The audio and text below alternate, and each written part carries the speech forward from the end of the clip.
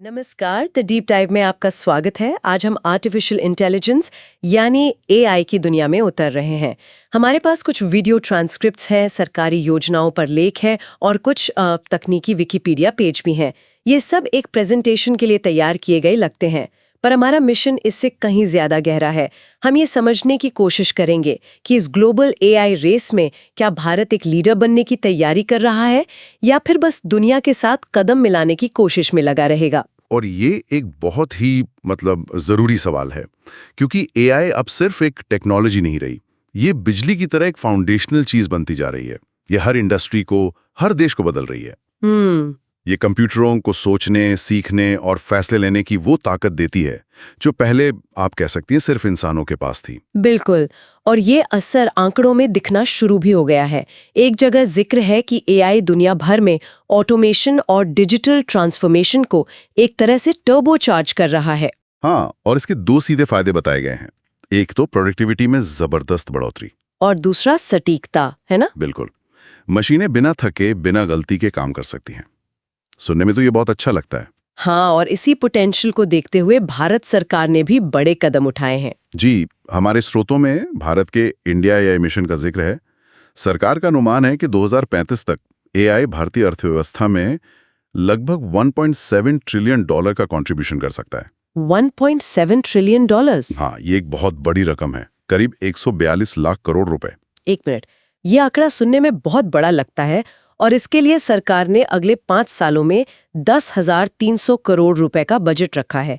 यहाँ मेरे मन में एक सवाल उठता है, ये रकम वैसे तो बड़ी है, लेकिन जब हम इसे ग्लोबल एआई रेस के कॉन्टेक्स्ट में देखते हैं, जहाँ माइक्रोसॉफ्ट जैसी कंपनियां ओपन एआई में $10 बिलियन लगा रही हैं, तो क्या हमारा ये बजट सच में कंपटीशन के लिए काफी है? ये एक बेहतरीन सवाल है। देखिए, इसे दो तरह से देखना होगा। अगर आप इसे रॉ स्पेंडिंग के तौर पर देखें तो हाँ, ये बड़ी टेक कंपनियों के R&D बजट के सामने शायद कम लगे। सही बात है। लेकिन भारत की स्ट्रैटेजी सिर्फ पैसे पर नहीं बल्कि स्केल पर आधारित है।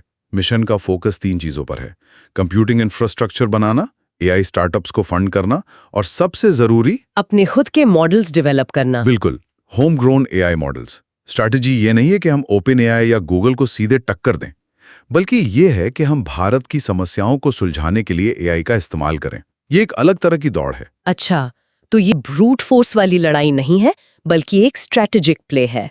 और जब ग्लोबल दिग्गजों की बात हो ही रही है, तो स्रोतों में 2 बड़े नामों का जिक्र बार बार आता है, ओपन एआई और गूगल डीप माइंड। हाँ, ये दोनों इस फील्ड के टाइटन्स हैं। इनमें क्या फर्क है? ये तुलना बहुत दिलचस्प है। एक तरफ है ओपन एआई, जिसे हम सब चैट जीपीटी की वजह से जानते हैं। 2015 में बनी ये कंपनी बहुत ज्यादा प्रोडक्ट फोकस्ड है। उनका लक्ष्य है ऐसे एआई टूल्स बनाना जो आम लोग इस्तेमाल कर सकें, जैसे जीपीटी लैंग्वेज मॉडल या डॉली इमेज जनरेटर। जी, उनका रास्ता एजीआई यानी आर्टिफिशियल जनरल इंटेलिजेंस तक पहुंचने का भाषा और इंसानी संवाद के जरिए है। मतलब वो एआई को इंसानों की तरह बात करना और बनाना सिखा रहे हैं। और deep mind, Google deep mind का रास्ता बिल्कुल अलग है। 2010 में बनी ये कंपनी अब गूगल का हिस्सा है और उनका फोकस प्रोडक्ट बनाने से ज्यादा इंटेलिजेंस की पहेली को सुलझाने पर है। अच्छा। हाँ, वो विज्ञान की बड़ी बड़ी समस्याओं पर काम करते हैं, जैसे उनका बनाया हुआ अल्फागो, जिसने गो गेम के वर्ल्ड चैंपियन को हराया था। हाँ, वो तो बहुत बड़ी उपलब्धि मानी गई थी। और फिर अल्फाफोल्ड, जिसने बायोलॉजी की दुनिया में क्रांति ला दी। तो अगर ओपन एआई भाषा के रास्ते से जा रहा है, तो डीप माइंड वैज्ञानिक तर्क और प्रॉब्लम सॉल्विंग के रास्ते से। ये तो बहुत अलग फिलॉसफी है। वाह, मतलब एक टॉप डाउन अप्रोच है और एक बॉटम अप। ये तो कमाल की बात है। लेकिन ये सब इतना एडवांस हुआ कैसे? स्रोतों में एआई के विकास की बात भी की गई है। ऐसा कहा गया है कि एआई का सपना तो 50-60 साल पुराना है, पर तब ऐसा क्या नहीं था जो अब है? 2 चीजें नहीं थी: बेहिसाब कंप्यूटिंग पावर और विशाल मात्रा में डेटा। अच्छा। पुराने एआई सिस्टम्स रूल्स पर चलते थे।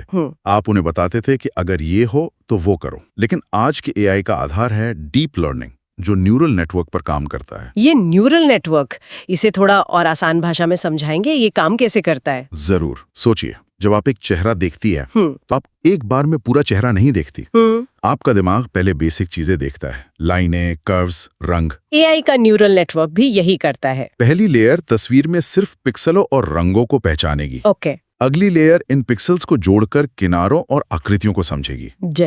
जैसे एक गोल आकार, उसके ऊपर की लेयर इन आकारों को जोड़कर आंखें और नाक जैसी चीजें बनाएगी। और फिर सबसे ऊपर वाली लेयर, और सबसे ऊपर की लेयर इन सब हिस्सों को मिलाकर कहेगी, हाँ, ये एक चेहरा है। और ये सब सीखने के लिए उसे लाखों करोड़ों तस्वीरों का डेटा चाहिए होता है।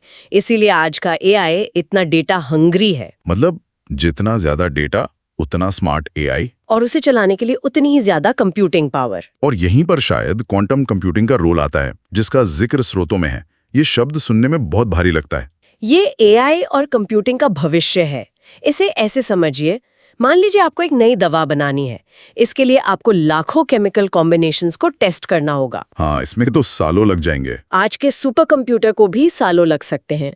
एक क्वांटम कंप्यूटर शायद इसे कुछ घंटों या मिनटों में कर सकता है। वाह! ये सिर्फ तेजी की बात नहीं है, ये उन समस्याओं को हल करने की क्षमता है जो आज के कंप्यूटर के लिए असंभव है। तो ये एक तरह की जियोपॉलिटिकल रेस भी है। बिल्कुल। इसीलिए अमेरिका और चीन जैसी महाशक्तियां एआई और क्वांटम टेक्नोलॉजी को भविष्य के नेतृत्व की चाबी मान रही हैं।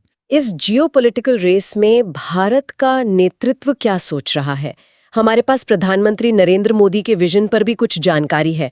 नौकरियों को लेकर जो डर है, उस पर उनका एक दिलचस्प बयान है कि डर का सबसे अच्छा इलाज तैयारी है।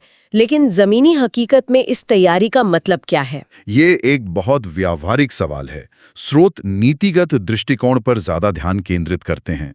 उनका कहना है कि भारत अपने वर्कफोर्स को एआई आधारित भविष्य के लिए तैयार करने, उन्हें नए स्किल सिखाने में भारी निवेश कर रहा है। पर ये होगा कैसे? इस पर ज्यादा डिटेल नहीं है। एग्जैक्ट मैकेनिज्म पर ज्यादा डिटेल नहीं है। हालांकि प्रधानमंत्री मोदी की एक बात पर जोर दिया गया है कि तकनीक को मानवता की सेवा करनी चाहिए, उसे रिप्लेस नहीं करना चाहिए। मतलब अंतिम फैसला हमेशा इंसान का ही होना चाहिए। जी, मशीन सिर्फ एक असिस्टेंट हो सकती है, बॉस नहीं। और शायद इसीलिए वो एआई के दुरुपयोग को रोकने के लिए एक ग्लोबल समझौते की बात भी करते हैं। डीप फेक, साइबर क्राइम, आतंकवाद, ये सब एआई के डार्क साइड है।